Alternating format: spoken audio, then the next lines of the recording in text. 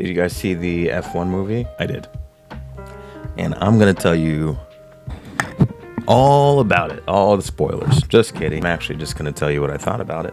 And I'm going to get to that a little bit later. But first, I wanted to talk about the race, of course. Did you guys see that? It was a good one. I think it was a good one. I think it proved why the Austrian GP is on the calendar until 2041. I don't even want to think about how old I will be by the time that track is no longer under contract with Formula One, but actually that could be a good thing because that guarantees that at the very least I am going to see some really good racing in Austria for, I don't know, nearly the rest of my life. I don't know. But anyway, let's talk about, I want to give Lando his flowers because, you know, I think he actually should have earned driver of the day. Not that Bortoleto didn't, you know, drive well, especially in a Sauber. It really, I think that bodes well for his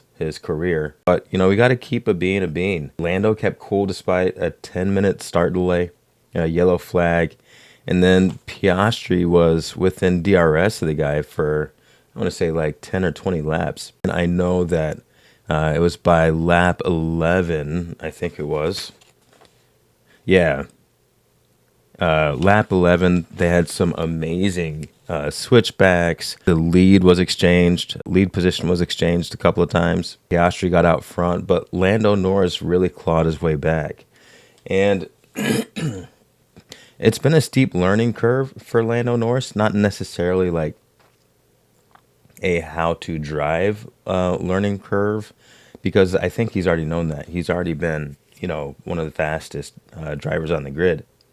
But I think racecraft and kind of his hesitation to take risks, and you have to be able to take those risks, and you're not always going to drive perfect. And he did prove that in Canada. That sometimes, you know, when you get frustrated, when you're a little too close to the car in front of you, you know, stuff is going to happen. But that has happened to some of the best drivers in the world. Lewis Hamilton, Max Verstappen, Sebastian Vettel, and Mark Webber. You know, Lewis Hamilton again with Nico Rosberg. I mean,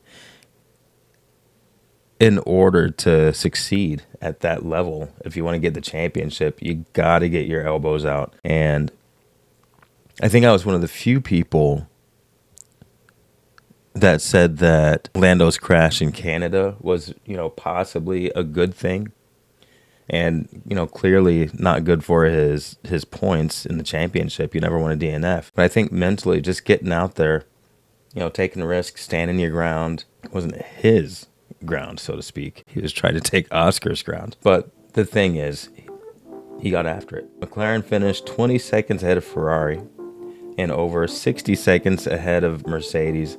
And Red Bull, you know, they weren't really in the race. You know, unfortunately, Kimi Andrea Antonelli crashed into Max Verstappen, lap 1, turn 1. I mean, going into a hairpin lap 1, your tires aren't really up to temperature. You do have to go maybe a little bit slower than you would during a, you know, kind of like mid-race when everybody's in a rhythm.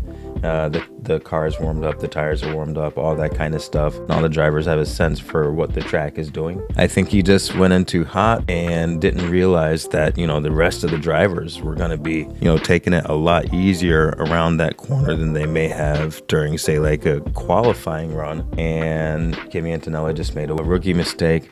And it was super high visibility because he crashed into the reigning world champion. That's got to be tough. You know, I am glad that he did get the podium, I think it was last week, because, you know, it shows that he's got potential and he's not just, you know, some kid out there crashing into folks. And it's a rookie mistake. Colapinto had a similar rookie mistake, I want to say like lap 17 or so, when he almost took Oscar Piastri out. Him and Yuki Tsunoda were battling back and forth. He was, I think, focused on attacking and eventually kind of ended up veering right, squeezing Oscar Piastri, who was the race leader, and also Colapinto was a blue flag. He was getting lapped. He should have been nowhere around Piastri, but it's another rookie mistake. And we're going to see stuff like that. We're going to see stuff like, a Hadjar, spinning out in the formation lap. And it doesn't necessarily mean that these are bad drivers. It just means that, they've gone from Formula 2 to Formula 1. And I think Formula 1 is, those cars, I think, are twice as powerful as F2 cars. So, there's going to be a steep learning curve. And also, every move that you make is being scrutinized by fans and the media. These drivers are so evenly matched. It does make me wonder if a Max Verstappen or a Lewis Hamilton had a chance to train up in one of those McLaren cars, would they have done better than Oscar and Lando? I mean, Oscar and Lando are still, ever so slightly prone to some mistakes. I want to say, lap 14, Lando had a minor mistake on turn 9, and then a little bit more of a time-killing mistake on turn 10. Now, I will say, just by virtue of running this track about a cajillion times on all the top simulators, turns 9 and 10 are a great place to pick up speed. Thing is, you do have to flirt with track limits, and the amount of momentum that you're carrying to the outside there can pull your car into the gravel, which is something that you don't want to do, but you're trying to get out there so you can pick up as much speed as you can. And especially when he's got his teammate in similar hardware as him, same car as him, you're trying to get every tenth that you can. There's a lot of pressure there, and that's why another reason why I think Lando really earned the driver of the day. But anyway, he went off 9 and 10, just a little bit. But as I was saying, super unforgiving. By lap 17, the second Williams was out. So I don't know if you saw during the warm-up lap, during the formation lap, Carlos Sainz it looked like a stall. And if you saw the F1 movie, I'll try not to spoil it too much. All I'll say is, I was like, is he pulling a Sonny Hayes? Like, are you doing that right now? Did you watch the movie get inspired by this move? But no, his brakes actually caught on fire. And so, Williams was having a really terrible day. And then by lap 17, Albon, he had a DNF as well. So it was just a really, really terrible day over there at Williams. I think that relieved some of the pressure from the likes of a Sauber and Haas and stuff. And Williams was, let's see, teams. So Williams is still in 5th in the Constructors' Championship, but they're only up they're at 55 versus Racing Bulls, who have 36. A few more performances like this, and they could definitely drop down to 36. And I can't believe that Aston Martin is in 8th. See, Ferrari had a great showing, and the battle back and forth in the Constructors' Championship between Ferrari and Mercedes is it's pretty intense. Ferrari's up at 210 points. Mercedes is at 209. And yesterday's performance, just such a difference to Canada, which was a much colder track. It's hard to believe how much the temperature differences, are plaguing the Mercedes. So, if your tires are heating up too much, you're going to lose grip. If the engine is heating up too much, you're going to lose power. So there are clearly some fundamental issues that Mercedes just has no way of fixing this year in this regulation. So I think that we're going to see more of that, and we might see Ferrari start to pull away from Mercedes depending on the track temperatures as we move forward. And Red Bull is way down at 162 points.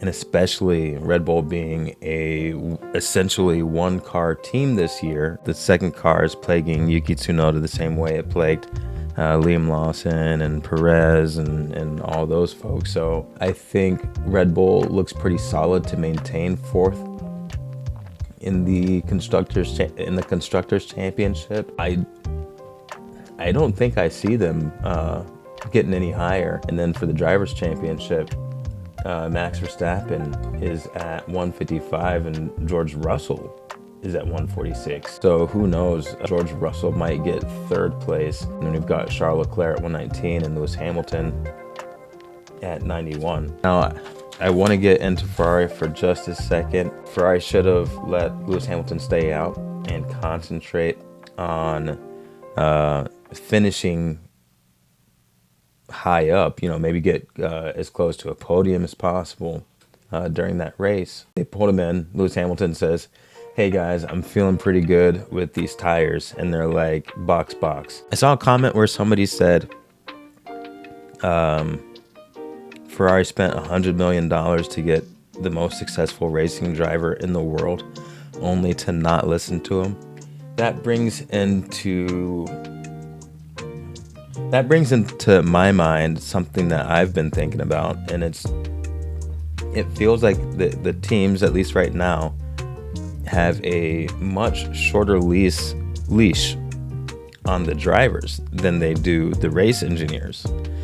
And I would think it would be a little bit different. I would think that at the very least, they should be of the same importance in terms of performance. If your race engineer can't communicate effectively and is costing points, if the race engineer isn't making, the best decisions or fighting with the pit wall to make the best decisions, then they should be scrutinized every bit as much as your driver. But it seems like the racing engineers they kind of stay on, and I don't know, they're at this point, and it's not all of them. GP is amazing, Bono, but some of them I feel like are like the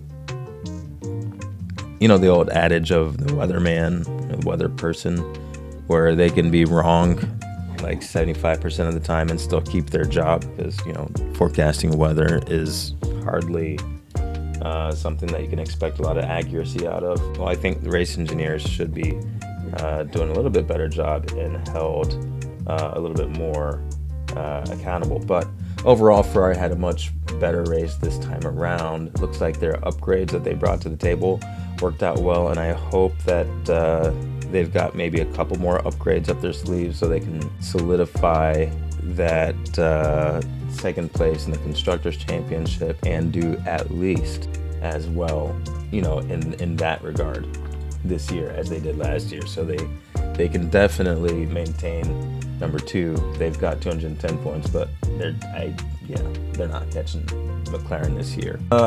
Ferrari needs a management shakeup. We already talked about that, but let's see. We covered McLaren, Ferrari, Mercedes, Red Bull. Not much to cover there because absolute crappy race for both drivers. Williams, Racing Bulls, not too bad. Yeah.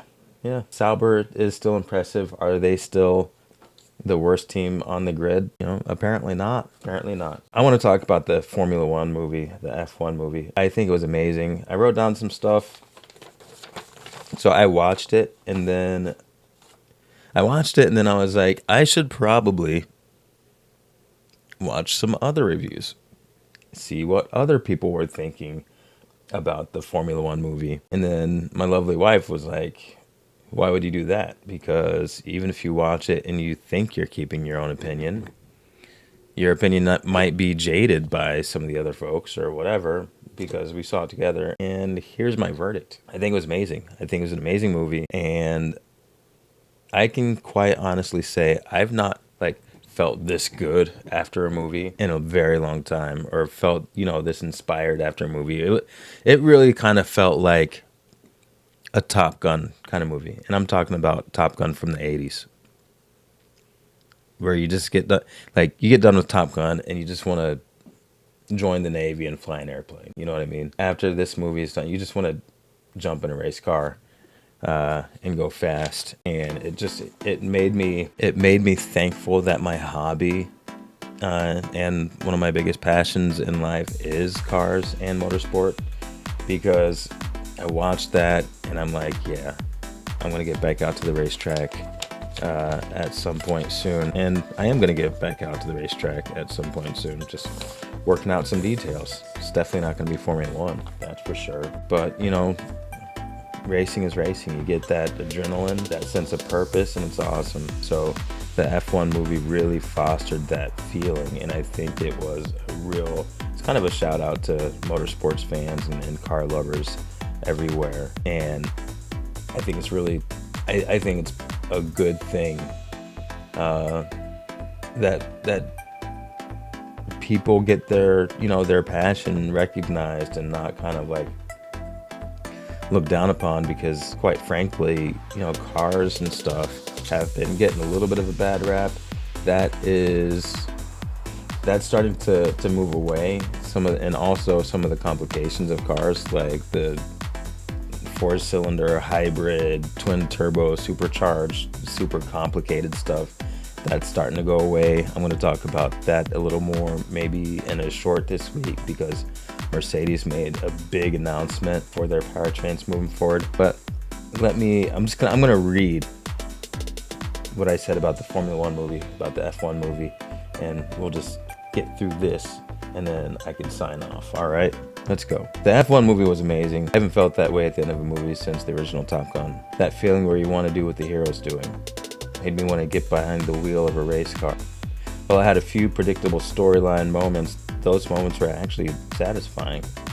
The racing was realistic and even gave some insights as to what could go on behind the scenes in F1, both strategically and technically, as well as a little bit of political maneuvering. Kind of opens your eyes, you know what I mean? Was the movie perfect? No. Was it inspirational and entertaining? Heck yes. Do I recommend it to people? Heck yes. Especially if you came to Formula One via DTS and only have a limited understanding of racing and race cars. It's important because watching this movie, you might learn some things that'll make you better able to relate to the races themselves. So I actually think that after watching this movie, even if you're already a racing fan, if you don't have any history in motorsport, you know, of being a fan or being involved, I think you're going to learn a couple of things, and it's gonna just enhance the next time you sit down on the couch and watch a race. But anyway,